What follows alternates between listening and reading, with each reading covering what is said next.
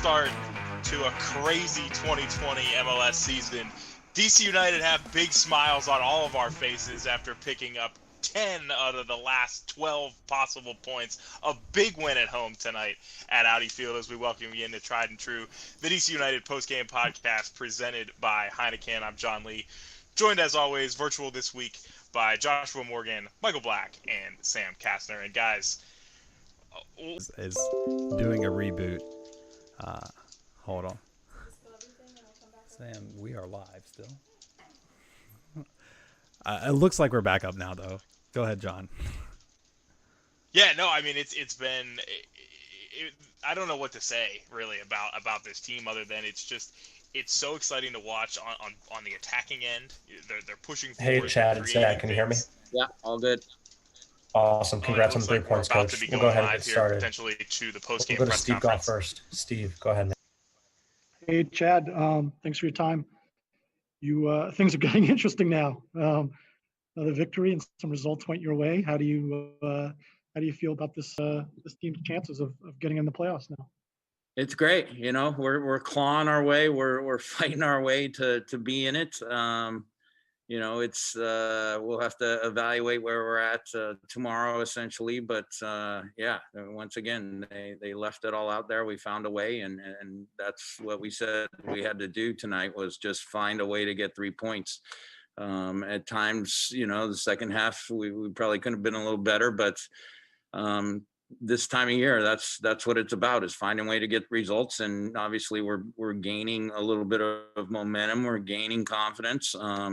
Like I said, you know, the other day, is I feel like our guys are starting to feel like something good is going to happen. They're not waiting for something bad to happen. They're figuring out a way to make something good happen. And it's a credit to those guys in the locker room. We'll go to Emily Olsen. Emily, go ahead.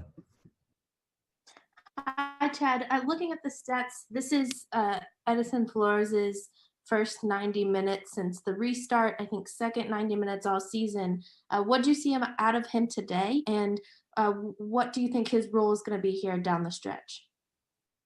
Again, we'll have to evaluate, you know, where we're at from a health standpoint tomorrow. But you can see he's gaining strength. He's getting sharper. He just needs those minutes. And I was impressed with still how strong, how fresh he was at the end of the game to not only get forward a bit, but I was even, you know, almost having to hold him back from going forward the last few minutes. And he was still getting back defensively. So we moved him around a little bit tonight, and I thought he handled all of the adjustments really well. But you can see he just needs the minutes, and he's going to continue to get sharper. We'll go to Pablo. Pablo, go ahead. Hey, Chad, bit of a random question here for you. Commented on it during the Philly game, and it looks pretty long tonight. Is there a reason for that? Are you guys trying to slow the game down? You cut out initially, Pablo. Start from the beginning again. Just a simple question.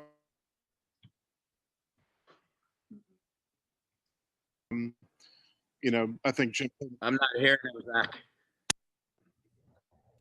Yeah, Pablo, we're getting you cutting out a little bit halfway through. Do you want to give it one more go? All right, Pablo, I'll put it in the chat. We'll go ahead and we'll take one more question, and then we'll go back to Pablo's. We'll go to Jason Anderson next. Jason, go ahead. Chad, obviously you kind of tweaked the formation. It looked like with more 4-2-3-1 than 4-4-2. Was that about Columbus specifically, or was that just to get this group of players in the best positions to work together? You know, we started the game a certain way, and we felt like at a certain point we needed to just kind of change the shape of things. So we changed the shape of it a little bit at halftime and tweaked a few things here and there. But yeah, I mean, you know, they started the game with some midfielders on the bench that you would typically see out there, and they're game changers for them. So, you know, to not have Nagbe starting the game, Zelarayan starting the game, Artur, you know, they're a little bit better with the ball when those guys are in. No disrespect to the guys that were out there. They're excellent players as well. But yeah, we had a game plan going in and how we were going to go about things. And we tweaked it a little bit at halftime, but we ended up doing a little bit more defending than we wanted to the second half. But I think that was, kind of looking at the score and saying, okay, we're not going to risk a lot of numbers going forward. We're going to take a little bit of a conservative approach, but I would like to see us still be a little bit better with the ball, be a little bit calmer going forward, and force them to defend a little bit more when we have the lead. But again, it's all about getting results. It doesn't matter what it looks like at this point. I'm going to go ahead and read off Pablo's question. He chatted it to me. Chad, Pablo's curious on why the grass on the pitch seems to be cut a bit longer in the past 3 games. He said that Jim Curtin mentioned it after the Philly match. Anything you want to elaborate on that? No. All right. We'll go to Phil West next. Phil, go ahead.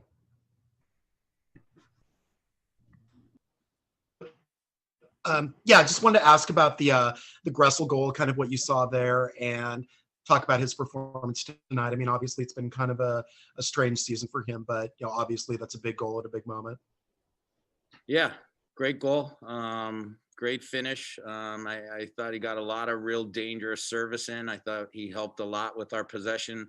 I thought we had some really nice builds in the first half. We were patient at times. We opened up the middle of the field and stretched them out.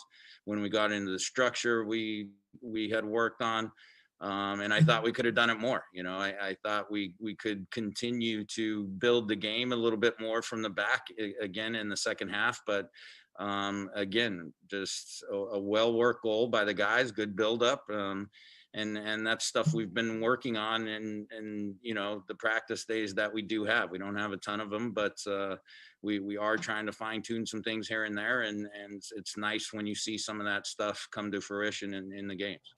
We'll take one final question, Chad. We'll go to Mauricio. Mauricio, go ahead, man.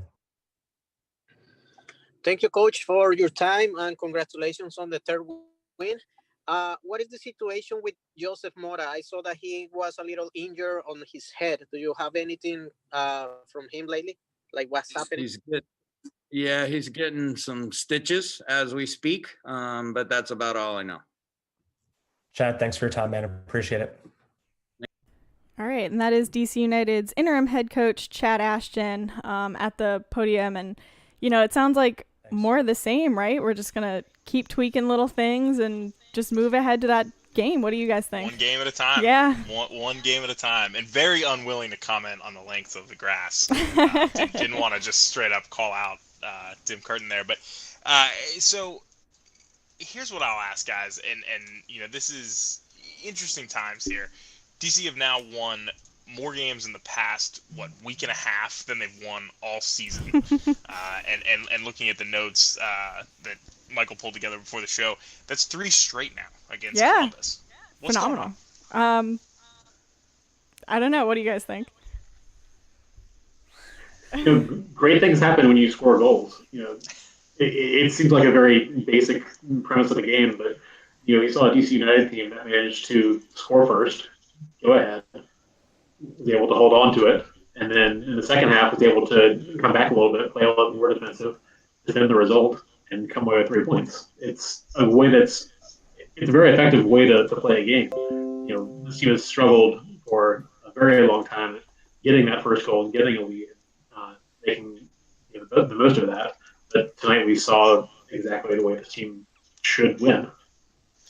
Well, and it's crazy because we're going to talk more about it here coming up after we hear from Julian Gressel, but the playoff push is a very real thing now. And Sam, we'll get you the updated data from 538. I'm going to say it's got to be greater than 1% now. Chances to get in. 17%. Guys, there's always hope. They were left for dead not that long ago.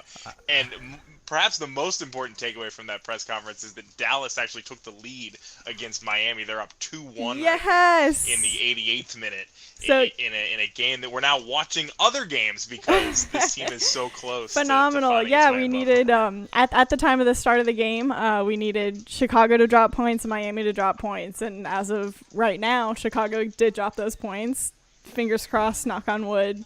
put a spoon in your pillow. I don't know. Hope Miami is able to not get a goal back. I don't know if I've heard that one before. That was for snow, actually. I'm going to come in and put a wet blanket on this. Guys, look, I looked it up today. It's not technically a playoff game. You get a play-in to the playoffs. Yeah, but we're hot now. Play into the first round. But we're hot now. You don't. Regular season's over, and you're still playing. Exactly. You're winning those games. We've won the last 3, right? You just got to win all the games. That's like counting. Team that we actually want to see play another game. That's like counting the MLS back playoffs as like wins. Like those were just imaginary games. We all believe there. Look, I love the way DC United's playing right now. We're like holding a lead while not completely bunkering. It's beautiful to watch. The build-up and control is great. I'm just concerned we're not playing the best teams right now, and if we do get into this playoff situation, it's not going to come off. I mean, Philly's like a good team. Columbus is a good team right now. Columbus right? is very hurt right now. They started. So are we. Well, so what's interesting about that, Joshua, because you bring up a good point, and I was thinking about this earlier, but if you look at the standings right now, right, 1, 2, and 3 in the East are Philly, Toronto, and Columbus, and DC United have beat 2 of those teams and drawn Toronto twice. I think the bigger challenge this team had for so long was playing so bad against the teams in the middle and the bottom of the table, which is just an interesting note about this crazy season, right? I'm not out here saying DC United. All right, folks, quick update. We're actually going to have Donovan Pines jump on first before Julian, since Julian will be a little bit of time, but we'll give you both. So Donovan will be coming up in just a moment. If you want to raise your hand for Donovan, thanks. All right, thanks. Since we're a little bit remote today, you're getting a little bit more behind the scenes than what you usually get. That's Zach with DC United. Really appreciate him giving us those updates. So yeah, John, as you were saying, it's just a weird antidote on this season, right? But I think, I don't know. I hate to say it, but do teams want to play DC United right now? I think for a long stretch in the season, that was circled as a win, but they're playing with some a little chip on their shoulder right now. Do you know what though? Like, and we'll talk about this during the rest of the show, I'm sure. But I didn't even think tonight was like a spectacular showing for us. I thought that, the past 2 games we played a lot better. I think that today, we just did what we needed to do. Right, we got that goal. We kind of still went forward. I thought our passes were a little sloppy at times. I thought we didn't really press as a team at times, but overall they're like still an exciting team to watch, because at no point during this game was I like super convinced that we were going to lose it, as potentially games in the past have been. I'm going to join Joshua on the damper train here. Like, to say that DC United is the team you don't want to play is perhaps a little aggressive. Again, we've won a couple of games by 1 goal. The goal of the game over the weekend was a miracle in stoppage time to, well deserved, but required a bit of luck. Today you got 1 goal. This is not a team that's coming in rolling, ready to put up a lot of goals. And I don't think that. A real challenge. I don't know that the last goal last game was luck. I think that we pressed for it, right, and we continued to pressure them, and we did what we needed to do. We saw Kevin Prada's creativity. I don't think did what you need you to do is like playoff excitement for me. If I was a team playing DC United, I would just attack the entire time, because they can only score 1 goal. We can only get 1 or 2 goals a game.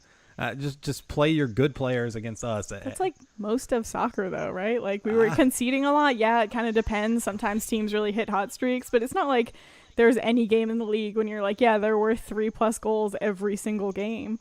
Well, and don't forget, Ola Kamara is a top 5 striker on this roster. And so, there's a chance that he could score at any moment, but probably not. Hold on. Out of how many strikers? Well, I think if Birnbaum was healthy, he might actually be ahead of Kamara at this point. Pines had a couple shouts today. 2 minutes away, so reminder to raise your hand now. Thanks.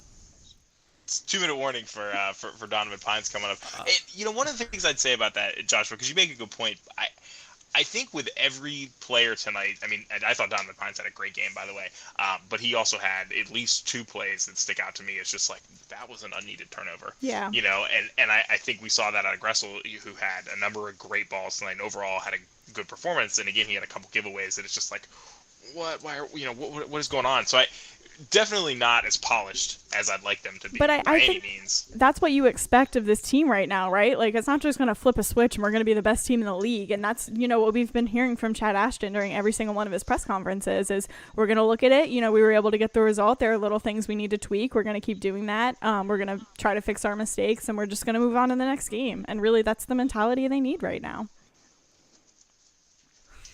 What, Joshua? Give me a look.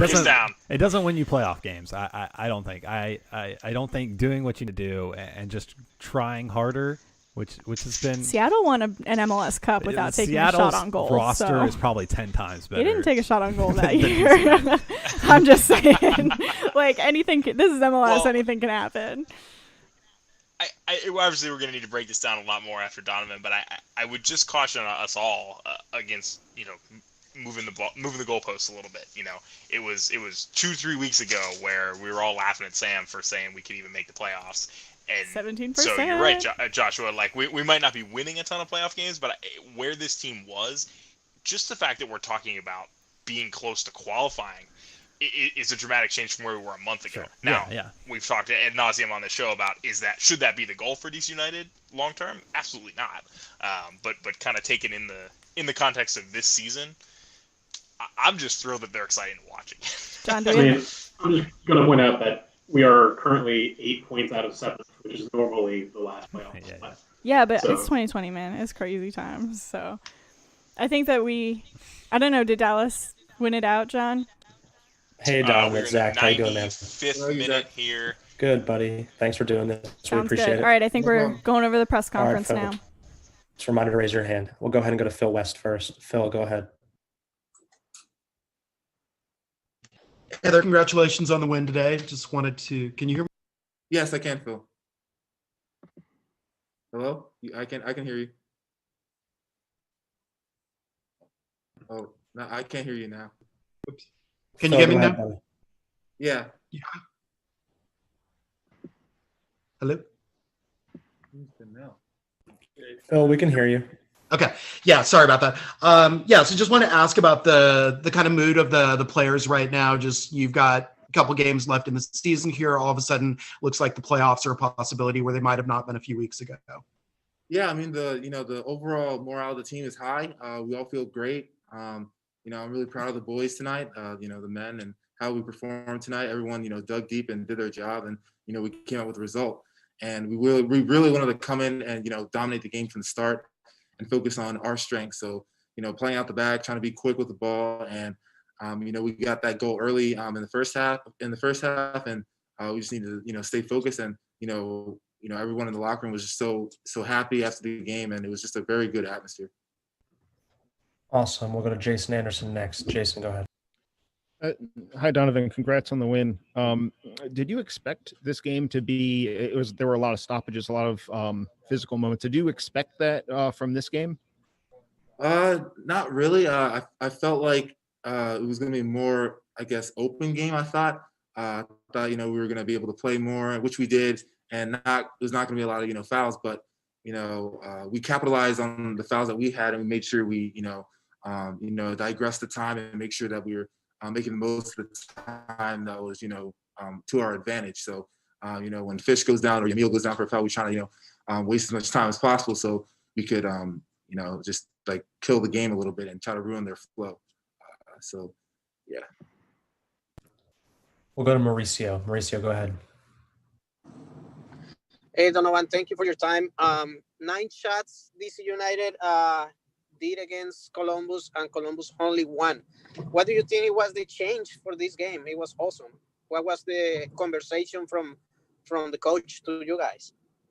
Right. It was kind of same as in the past 3 games, and just stay focused. Be attending the details, be really physical. And so once we were physical with them, I think they kind of backed off a little bit, and we just kept being smart and physical and stayed with our guys the whole game, and we made it really hard for them, and it was hard to let them get shots off. And I'm really proud of the defense, and I'm really sad what happened Joseph, but I was really proud of Fish going to the left side, and we were talking as much as possible, and I was really proud of him coming to that role on the left side, and did really well on that side when we had to change lineup. So the defense, everybody did their part today, and I'm really proud of the whole team. Awesome, Donovan. No more questions, man. Appreciate your time. No problem. Thanks. Thank you, guys. Take care.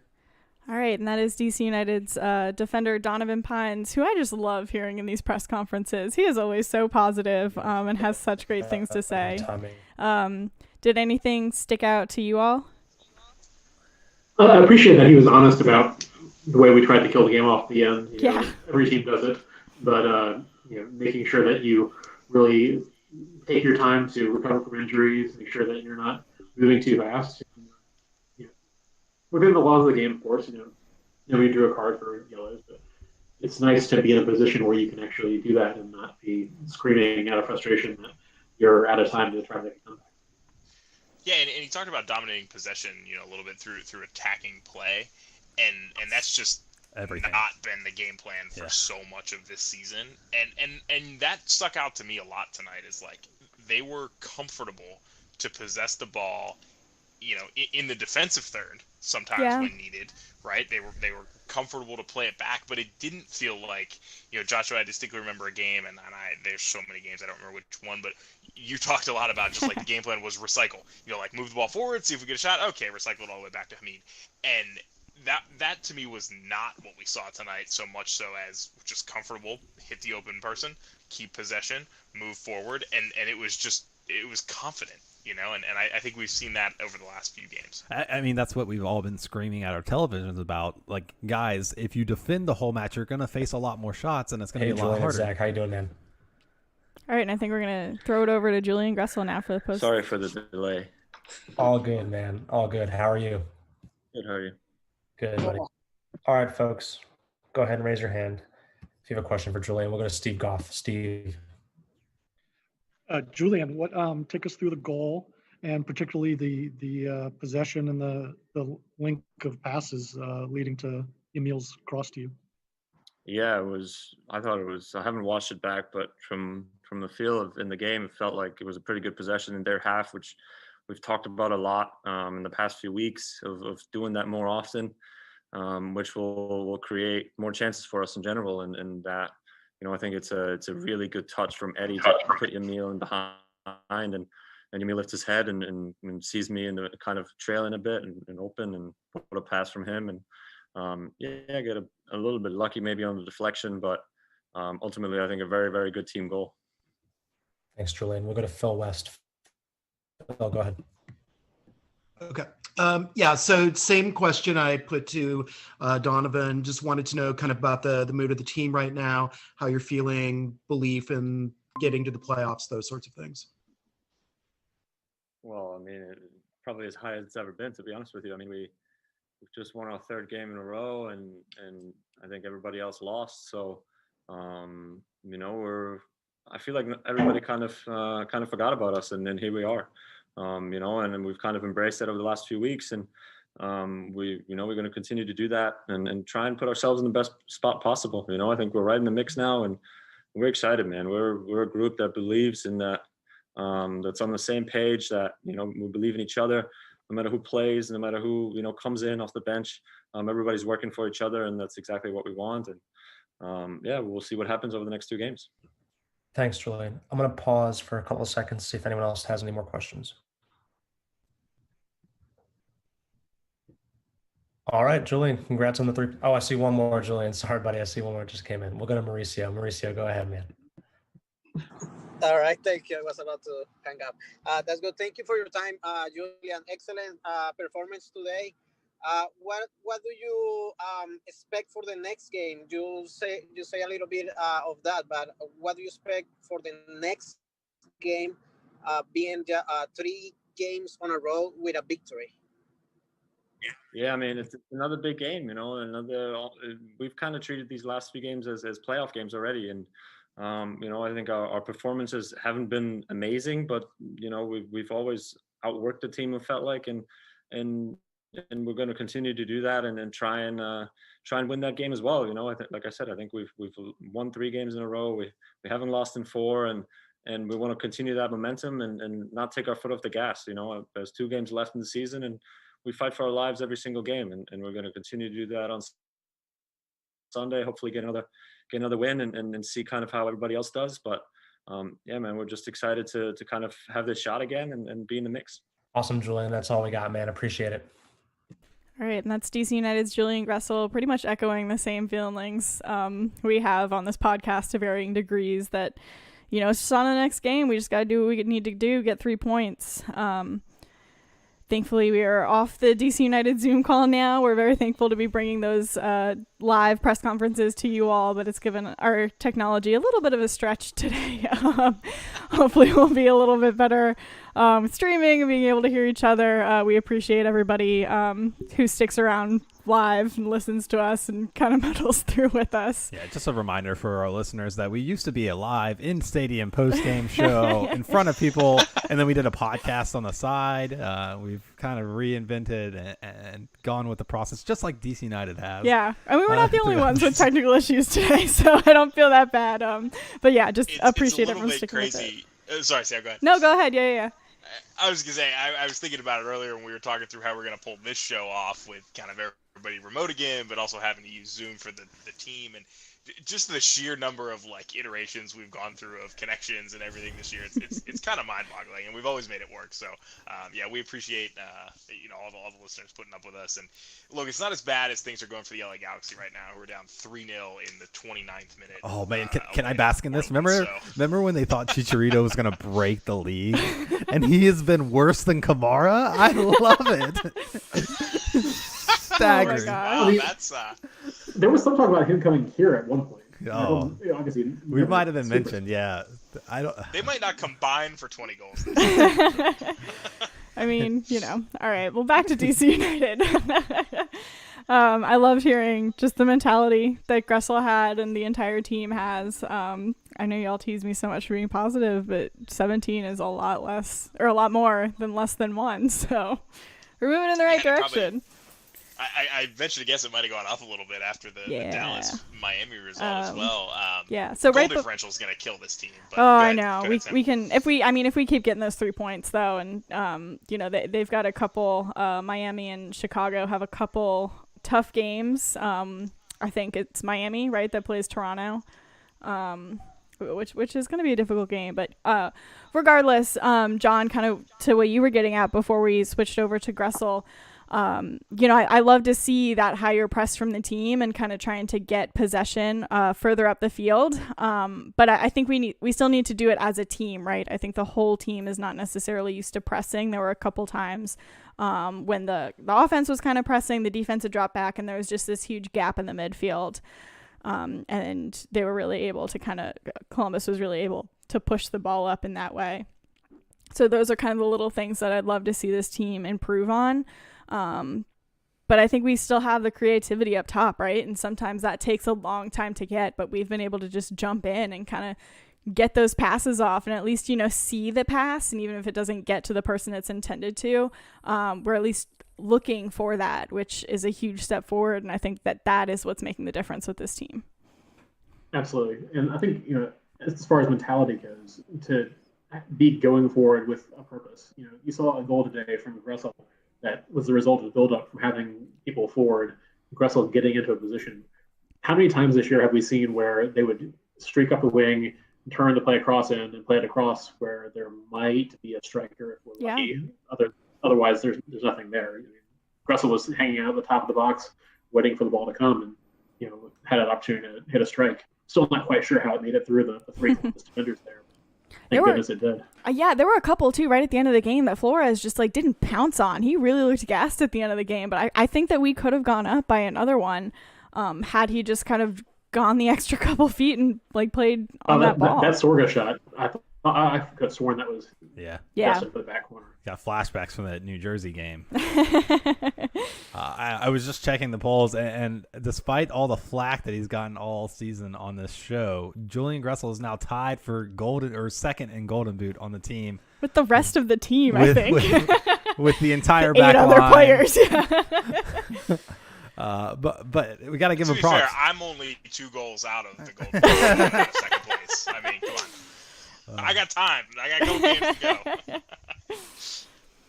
Very fair. Yeah, I mean, I think Gressel got into it a little bit more this game. There were still a couple plays I would have liked to see him do a little better in, but he was getting into it. I love seeing his little baby goal celebration. Oh, yeah. They cut away from it, but I think I saw him tuck the ball underneath the shirt, which is exciting news for him and his wife. They're almost due, yeah. Oh, yeah. Is that? Yeah, we knew. Yeah. He's about to have a kid soon, I think. He bought a house in Virginia, I'm pretty sure, and so I've stopped stalking him so much on Instagram now that we don't live in the same neighborhood. Nothing creepy at all. Yeah. What a proclamation to make live. I said I stopped. Julian Gressel will never appear on the show. Oh, man. I believe he did announce that he was having a kid either like the day after our show with him. Oh, it was like him and Birnbaum both announced like the day after, and it was like, all right, you had a prime opportunity on this show, but whatever, we won't hold it against them. They're still welcome to come back anytime. Yes, man, we've been going off the rails this show. Talking about everything but this game. What did y'all think? There were a couple of injuries picked up, and you heard a little bit about the knock to Mora, and then you saw Assad get subbed out with after getting his Achilles stepped on, but he was still able to kind of hobble around. Certainly not great for a team that's already a little depleted of pretty much every spot on the field. Yeah, I'm gonna add not an injury, but Briant is suspended for next game. Card. Yeah, thank you, because I guess he entered the field a little early. What a preposterous, as I said on Twitter, yellow card to give. And it was interesting. I didn't see the referees live and what they were, what interactions they were having, but I think it was either the black and red account or one of the other accounts that cover the team. But they basically said the referee motioned him on. But then he motioned him on like a couple seconds after he had come on, and it just that's a crazy yellow card to give. I feel like under any circumstances, and obviously unrelated and something that Sami Petrescu couldn't have known, but just sucks even more that was his fifth, and now he's suspended next week when we're already short on center backs. Are we going to see Knaus, plugging in again at the weekend? It's not ideal. Oh, we could see a back line of Paredes, Knaus, Pines, and then Fisher, I guess, because of injuries. We're injured at every single place in the back line right now. It's insane. Or injured or suspended, yeah. I don't know. Yeah. And you don't know how serious Duyasham's concussion is. I mean, any concussion can be very serious, but you don't know if he'll be able to come back sooner rather than later, or if that's going to keep him out long term. Oh man, that's frustrating. That just kind of dropped midweek on us. We weren't tracking that after the last game at all. Every time I hear that word, I think of Chris Rolfe and sunglasses, and it just hurts me inside. Yep. Like Josh Gross, we've lost a lot of good ones in DC to concussions. Go ahead, Black. Sorry. Yeah, and you hate to see it, pop up as a thing after the fact. Didn't apparently affect it during the game enough to get attention, and then still having it affecting 3 or 4 days later. That we're certainly hoping for the best for him, for sure. Yeah, but to get back to that back line, I mean, it's obviously not the ideal starting back lineup that you want when you're making that playoff push, but I'm kind of excited to see what that would look like on the field. Sam, stop. I knew that I was gonna get these looks, but I mean, I think that Pines played really well.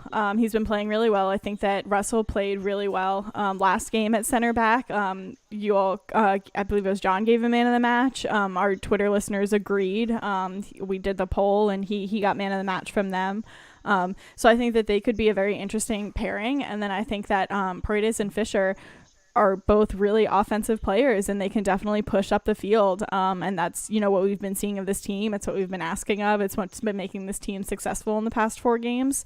So I actually would be super interested to see what that defense is able to do.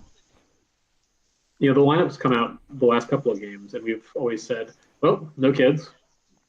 Obviously expecting that Paredes and hopefully Al are going to get time out there, especially considering the number of subs you have. But this might be a game where you do end up seeing these guys who have become an integral part of what this team's been this fall. I want to take the time. This show is basically just a collective rants, right? I was strolling through MLS social media, and I saw they tweeted like, who is the most underappreciated player in MLS, and there was a Joseph Mora shout on that post, which just got me thinking. Is he that under? I think John is a pretty Joe's big. solid. I've always been a big Joseph. All right, y'all. I'm gonna pause. We have a phone call coming in. Yeah, let's take it. Hey, thanks for calling. You're on with Tried and True. Who are we talking with? This is Dave Johnson. Oh, hey, Dave Johnson. How's it going?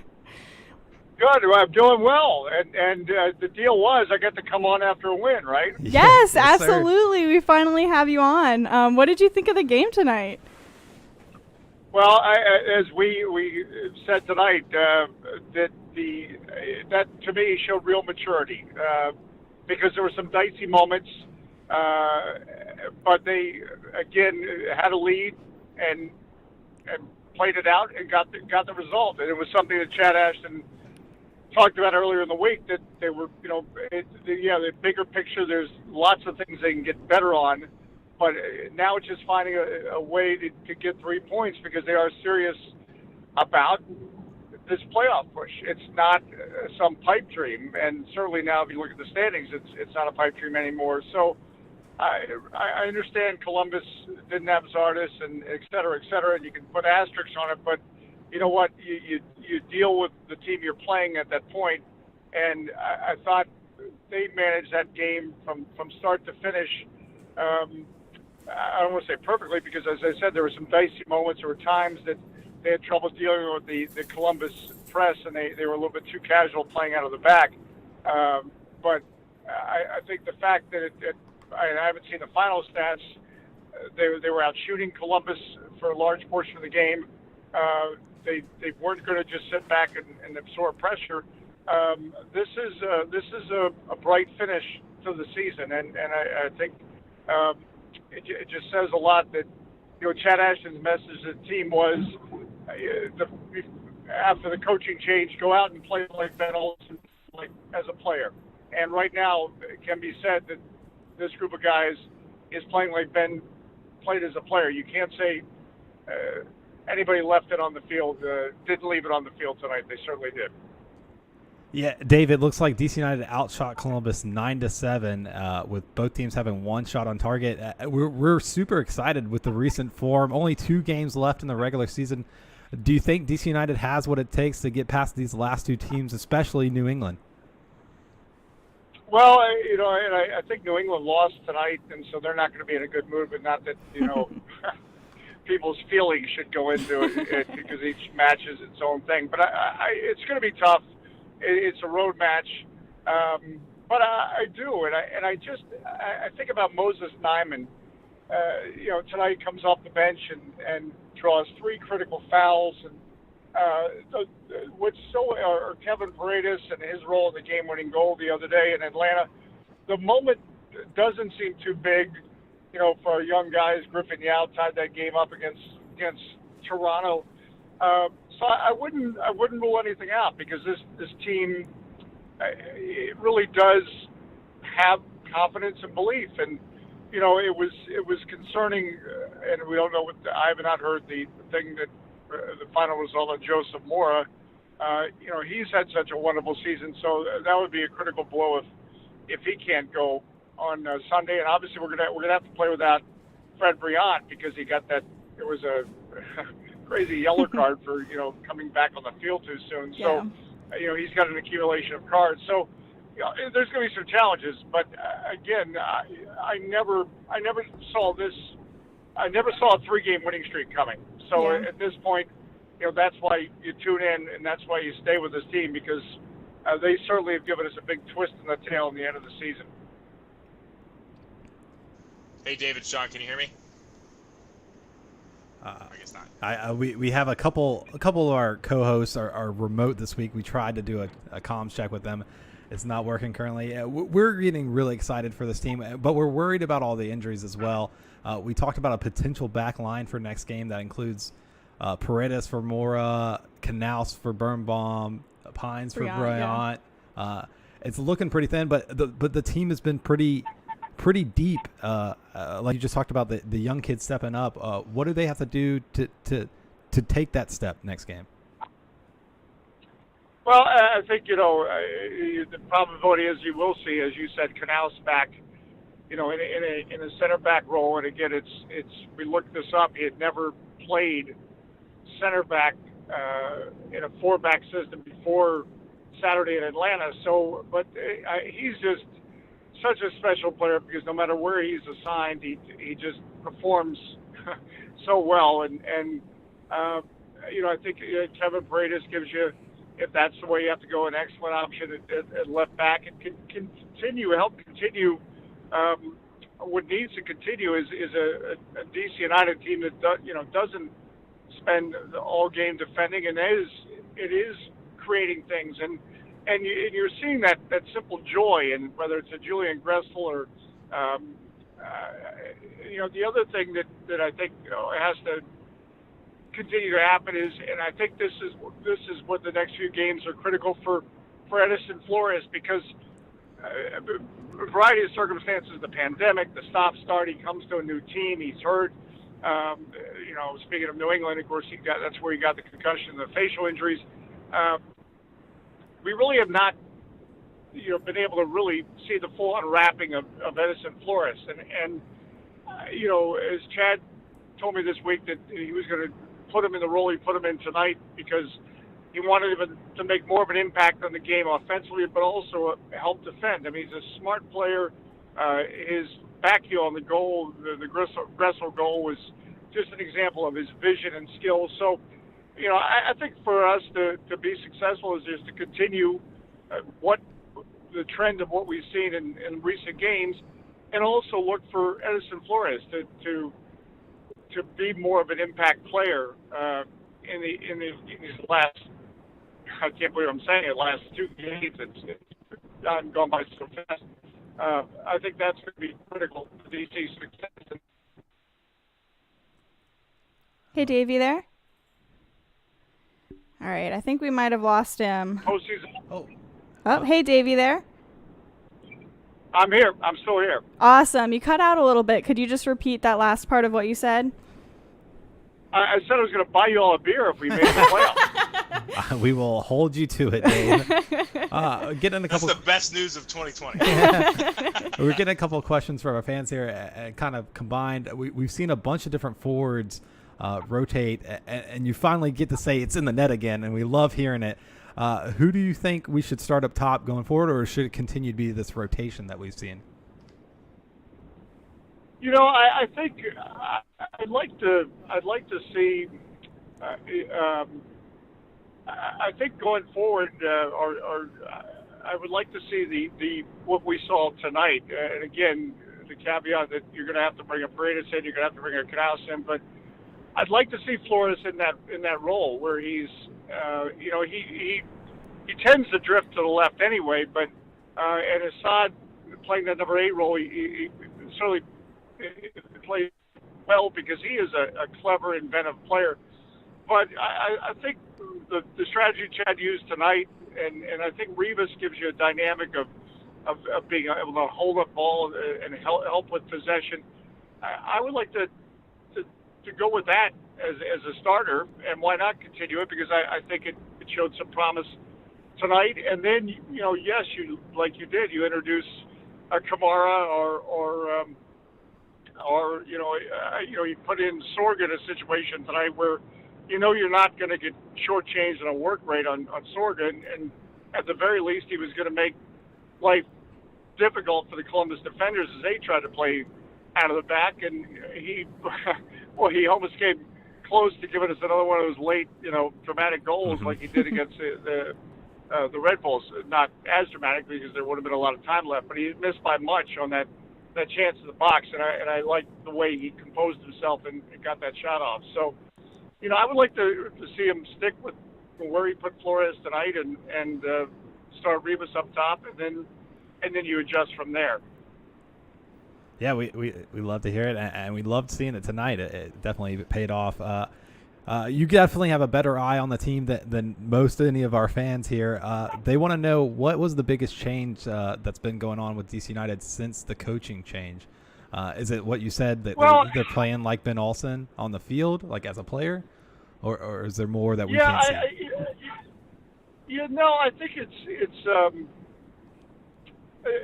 this was just a challenging season for every team. So, and that's not singling out DC United. But the pandemic. But then you throw in the injuries where when we were talking about, it seemed like every game we were talking about. Well, there's 6 potential starters, missing from the lineup. It was really just a perfect storm. And this was not a team built that is so exceptionally deep. Again, we're talking about young players making an impact, and that is terrific. But again, in any professional sports league, young players are just coming along. You don't expect them to be the players that lead you to the promised land of the playoffs necessarily. So from the start, losing Paul Arriola before we played a game, obviously had an impact. And I just think now you have an Edison Flores coming back. You have players, I say that, getting healthy just as we lost more and continuing to have Birnbaum, but that's part of the story. And I think also you have a situation where when a coaching change happens, it's the nuclear option, and I think at this point players have got the message that look, just go out and play and see what happens, and they're making it happen. But it's not necessarily, I don't think it's not because they didn't like Ben Olsen or because again, Chad Ashton was Ben Olsen's top assistant. Yeah. Period, for the longest time. So it's not like there's been a cleaning of house. It's just it's something that happens in all sports where a head coach, the music at some point stops. And for DC United, it's not a particularly deep team. It always reminds me of before the 2013 season, we were coming off the 2012 playoffs, and there was lots of optimism, and that was the you can't hold us back playoffs, and we beat the Red Bulls in the snowstorm and et cetera. And I still remember Ben in spring training telling me that we'll be okay, but if we get some key injuries, it could be a long season. Well, we got some key injuries, and that turned out to be the 3-win team that miraculously found a way to still win the U.S. Open Cup. So it's a team that couldn't withstand the injuries that it withstood, and but timing's funny in sports, and now you have a situation where they're just playing loose and hungry, and they're getting results. Yeah, definitely. Dave, we really appreciate your call in. We love hearing your input. You've obviously been following this team for a while, and like Joshua said, you just see this team differently than we get to do at home. So we appreciate you calling in. We appreciate all the positivity you have, and we're looking forward, when it's safe, to grabbing beers with you to celebrate DC United making the playoffs. Yes, no, we're definitely going to do the beers, and I called in to share some thoughts, but again, I just called in to also just thank you for all that you all do in doing this, because this is the most important part, to have that kind of supporter passion and to do it the way you do it consistently and here we are on a Wednesday night at whatever time it is, and that's the most important thread to keeping the growth of the game going is the wonderful supporter / media culture that you create with podcasts and a listen line that'll even accept a call from a rambling broadcaster that's been up since 2 a.m. and is probably making no sense. But I did want to say thank you for all you do, and thanks for the invitation. Thank you. Making perfect sense, and you're always welcome to call in with Tried and True. Do you have a 3 in the morning hit again tomorrow, Dave? Yeah, I'll be up talking on WTOP, so I've got to get to bed and hopefully make more sense on WTOP, because they don't give me as much time as you've given me here. So I'll be, and it'll be great talking about a DC United victory tomorrow on WTOP. Always time for you, Dave. As I get a shameless free plug-in. Of course. Always time for you, Dave. Thank you so much. All right, and I hope those beers. I hope you're thirsty, and I hope I'm buying you guys beers. Yeah, Definitely. Thank you so much, Dave.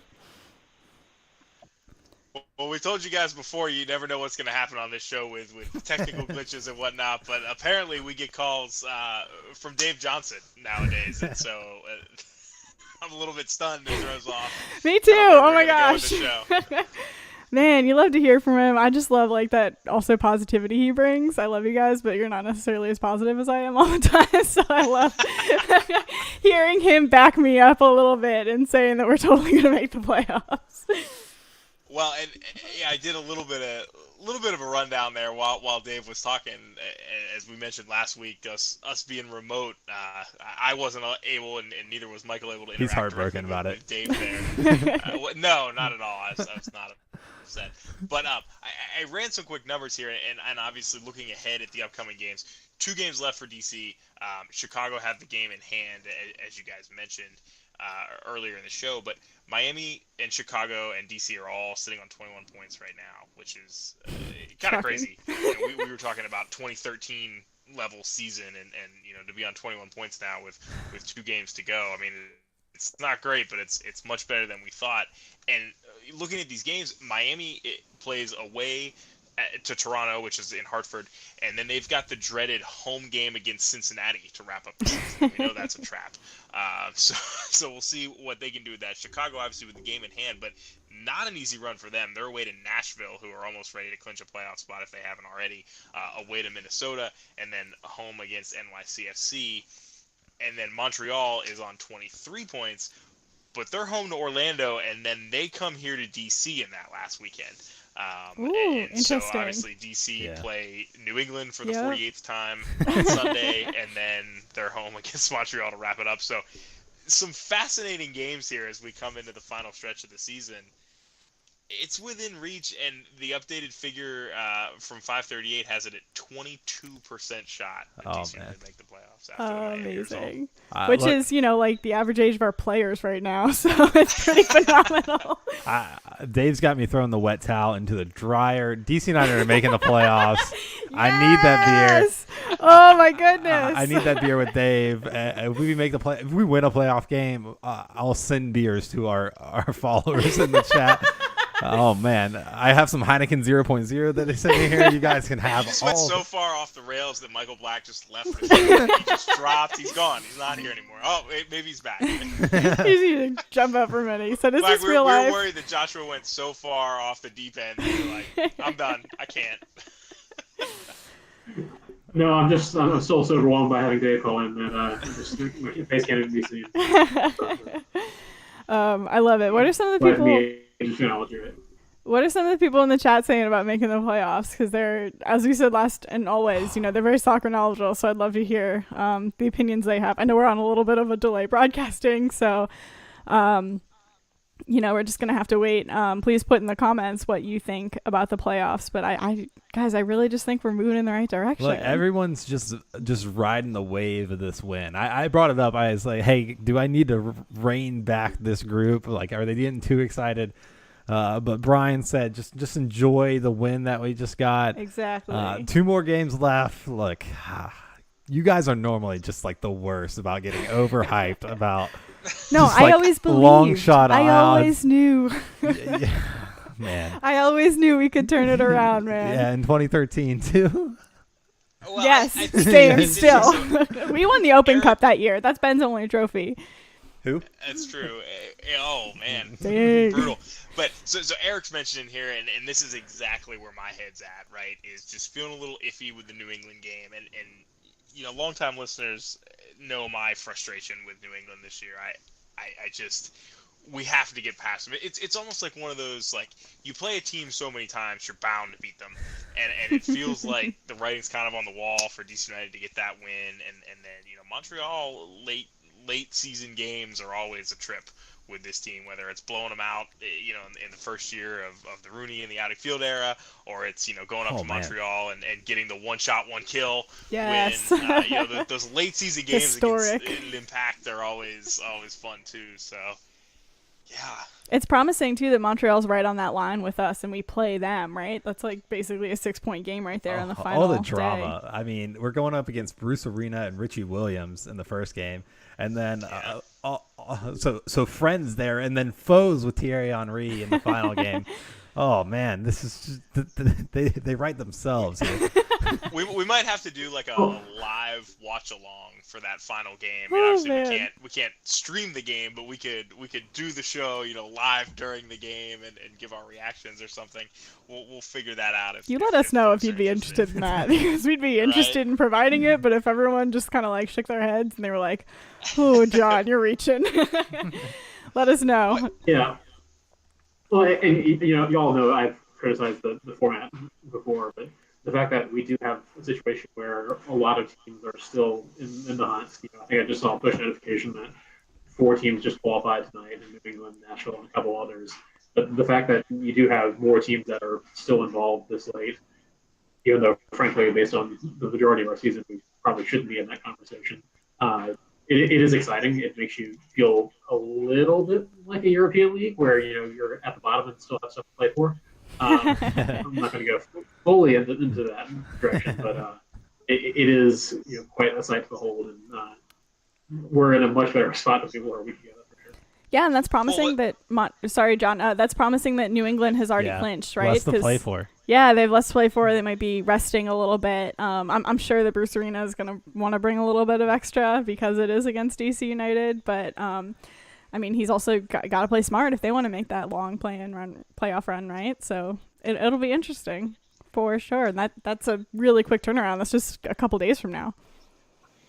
Yeah, and the European comparison I actually think is a good one because for so long we all were kind of thinking it, but I think a large part of the fan base was like, thank God we don't have Pro Rail or DC United would be relegated this year. But I think looking at the results we're seeing right now, this team actually would stay up, and they're close to even staying up within the East based on where they finish, right? So it's interesting, and we still owe you guys a Pro Rail show in the off season. We promised it a lot during the coronavirus hiatus. But go ahead.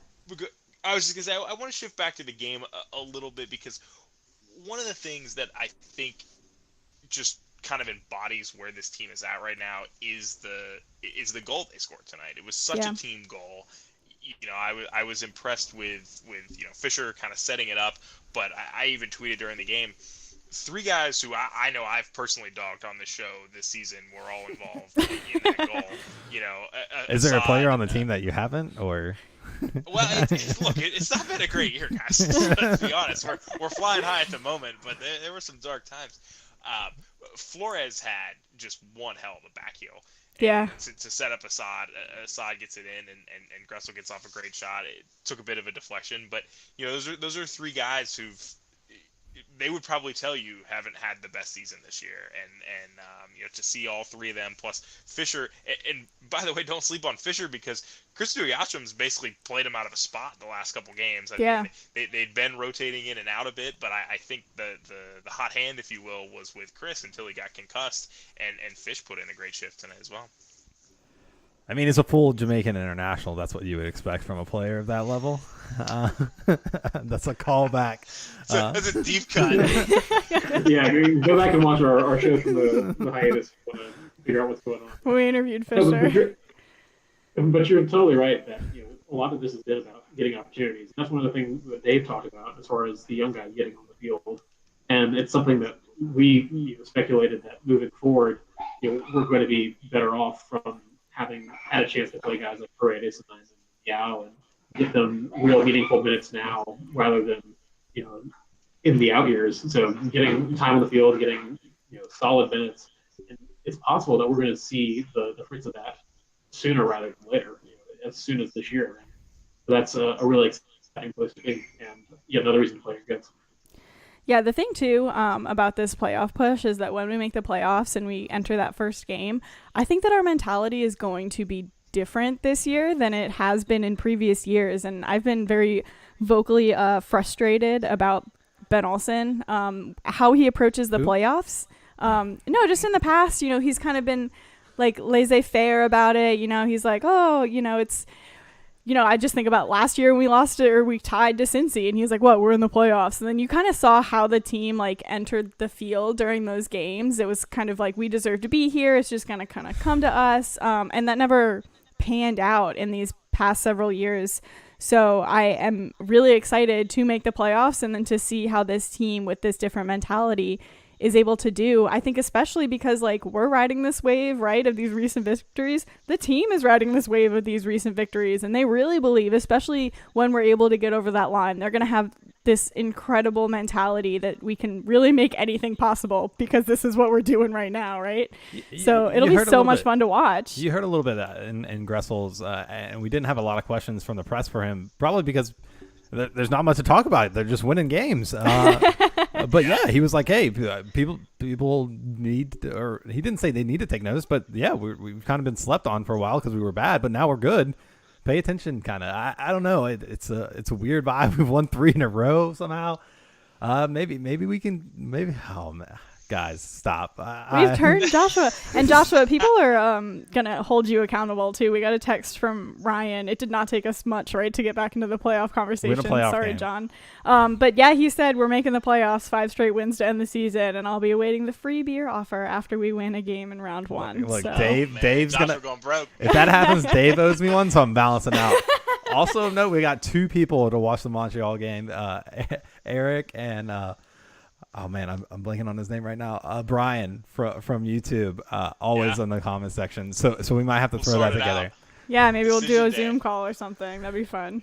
You know, watch amongst fans in this crazy year that we haven't necessarily been able to. Speaking of beers, we're live here on Tried and True, the DC United Postgame podcast presented by Heineken. And we do have to shout out our friends at Across the Pond before I forget, like I usually do, and do it at the very end of the show. Across the Pond, obviously, is big friend of the show. They've been supporting us throughout the season. And, of course, they're open for in-person dining or takeout, and you can get 5% off your order. They're using the postgame podcast. That's good. Using the promo code podcast. Yeah, I can get it all out. As Dave said, it's late on a school night. John's also coming off that vacation buzz. No. So guys, should we do the man of the match segment?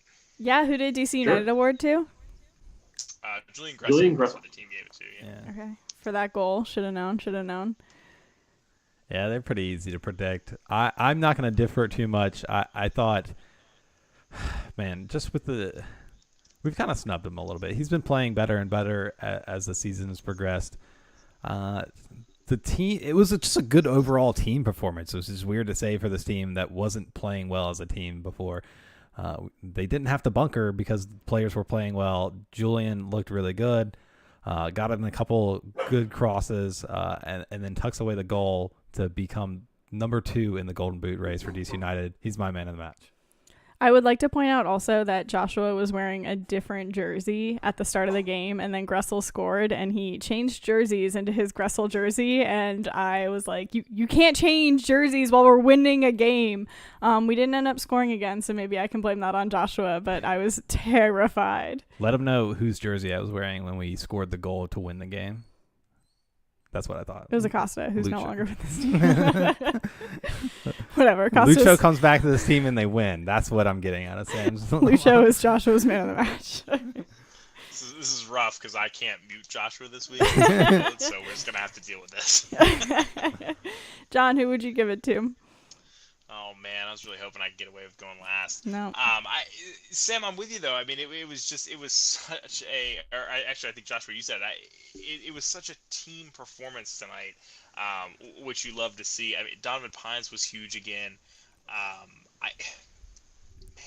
It's tough. For some reason, Junior Moreno's sticking out in my mind again, just from a defensive effort, and I don't really know why.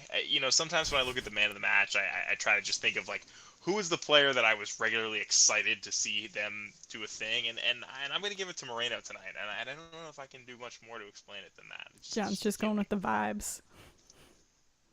Black, what about you? Yeah, the Moreno shot's interesting because I had a similar thought that it really seemed like he was involved, but I'm not really going to go that direction because I don't have anything to back it up either. I think Gressel as the goal scorer is really hard to count against that. But as we've talked about, it was a complete team performance. The goal was a result of several guys creating good skill, and they continue to play well together throughout. I think for me, this felt like the kind of game that in some other instances this season, we would have given up a silly set piece or an opportunity where we failed to mark on defense and had a single defensive lapse, and that would have cost us the game. You didn't really see that tonight. They didn't put us under a lot of pressure on the shots, and I think a lot of that stems from having Fred Briant in the field. So I saw a couple of times where he was making good clearances and getting guys set up. Him back there working with Bill. So I think for me, the fact that we won 1-0, held them to a shutout, a limited number of shots, I'm going to give it with the center back for Briant. All right. My honorable mention is going to be Assad, mostly just to at John a little bit. I think he's been playing really well. Spite man of the match mentions. Wow. More so and more so, he's been playing super well.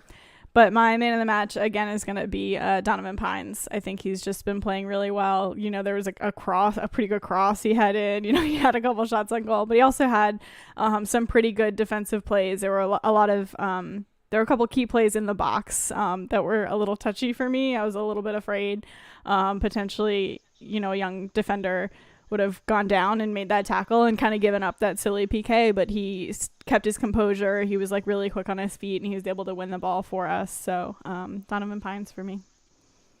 I think that's a fair shout, Sam. What's interesting about Pines to me is in the scariest, most clutch situations, he's perfect. He shuts it down. He does exactly what's needed. Pines makes mistakes in situations where you can afford to make mistakes. Some of his turnovers are just oh my God, there was no pressure. How did you play that ball there? You could have done 4 other things. But yeah, when he has to step up big, I think he's really come into his own on the season. And the one thing I think that I'm now looking back on Moreno, I think the clearance off the line was pretty big for me. I mean, he was definitely in the right place at the right time, but just having the presence of mind to be stacked up on the line, that we've seen this team not do that this year on set pieces, and so that was clutch for me. All right, good diverse man in the match group. I like it. What else do we have? I had to vote on those polls, by the way. I usually vote. I totally do too. Definitely. We're all out here cheating. Oh man. So yeah, just looking around the league or around the team a little bit rather. Some big news. DC United kind of dropped yesterday. They have a new partnership with FanDuel to be the official sports betting partner of the team, and I think perhaps more importantly and more exciting for DC fans and residents is they're going to have a sports book opening at the stadium, which is interesting because Caesars is the sleeve sponsor this year, or at least for a chunk of the season, and they had a partnership, and it sounds like they kind of rolled some of that back and switched up with FanDuel, but I think it's a 10-year deal, which is rock solid business in the middle of this horrible time. Yeah, DC United gets a cut of the wagers too, which is just funny because I saw in the chats, easy money, just bet DC United to lose. All y'all would have lost money today. Just letting you know, I would not bet. Except for the team. I was saying either way, the team takes in the money. So big deal. Look out for our new DP, sponsored by FanDuel. Well, and I appreciate just seeing it as a company that appears much more legit than a Flow Sports. Yeah.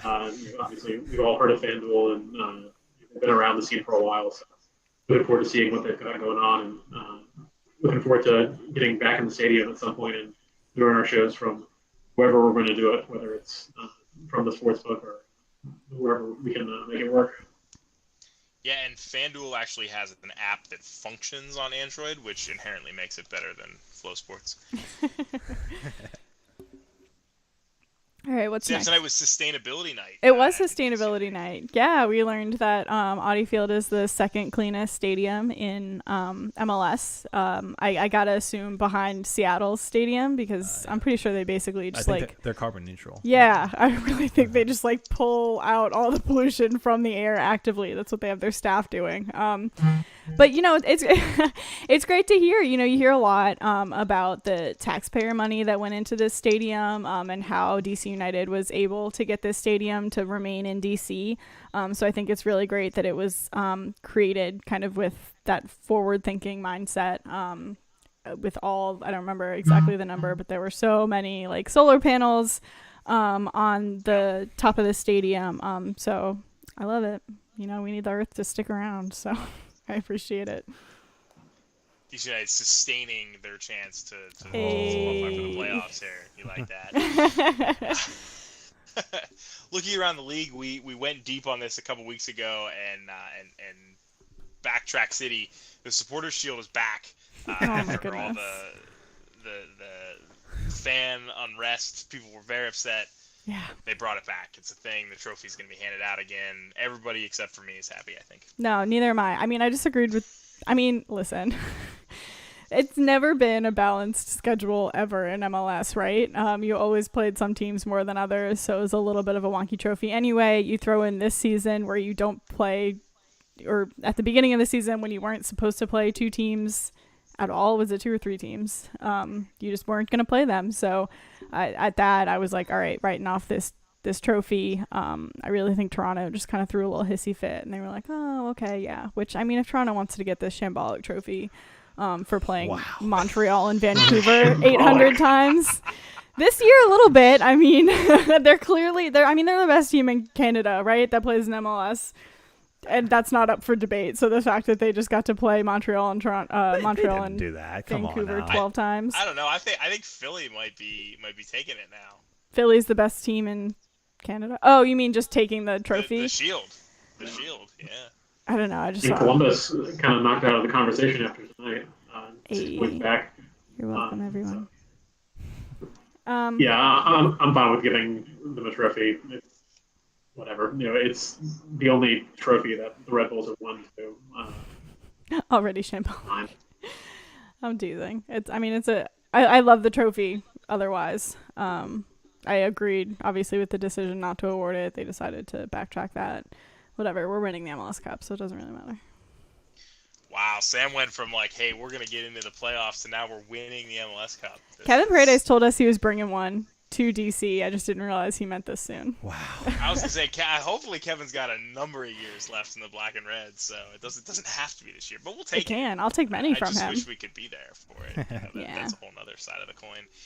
You almost wish like they could work out a deal where we could get 3,000 people or something in the stadium for the final game. You know, if it's a win and in type situation, if they could get everybody spaced out, I think it's just gonna hurt that much more now that the games mean so much and we're stuck at home. I mean, if you ever needed more of a reason to wear a mask, and make your friends wear a mask, right?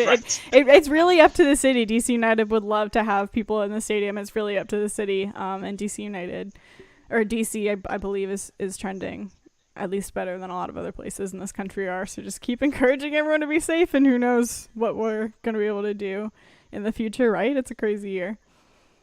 And feel free to call the city council and tell them your thoughts. Yeah, absolutely. And hey, the last note we have here around the league is the Rookie of the Year is no more. It's now the Young Player of the Year, which allows international players under 22 to compete, and I think opens the door for all of us to debate what constitutes a young player. It's interesting. I'm glad they moved to it. The Super Draft is so limited now. And this follows more what they do in the Barclays Premier League. They give away a young players league. Yeah, I mean, I don't know why you couldn't have done both, though, right? Well, then you could have someone winning both, technically. I think you just say you can't win both.